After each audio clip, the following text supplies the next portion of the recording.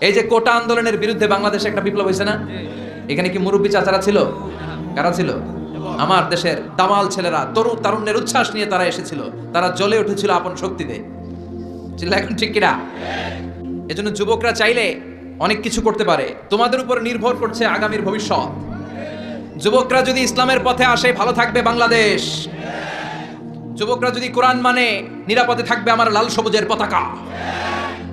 যুবকরা যদি ইসলামকে মেনে চলে, তাহলে আগামীর ভবিষ্যৎ ইসলামের ভবিষ্যৎ। যেরকম ঠিক কিনা? কারণ যুবকদের মধ্যে আছে প্রাণ ঢালা উচ্ছ্বাস। মুরব্বীদের স্বাদ আছে কিন্তু সাধ্য নাই। মুরব্বীরা চায় অনেক কিছু করতে, কিন্তু করে দেখাতে পারে? মাজায় ব্যথা, কোমরে ব্যথা। আগামীর নেতৃত্বে মুরব্বী নয়, যুবকদেরকে এগিয়ে আসতে হবে। চিল্লায় বলো ঠিক কিনা? যুবকদের রক্ত গরম, তারা চাইলে একটা বিপ্লবকে নেতৃত্ব দিতে পারে। They can lead a revolution. গোটা বিশ্বে যত বিপ্লব হয়েছে সব যুবকদের দিয়ে হয়েছে। সুবহানাল্লাহ পড়েন।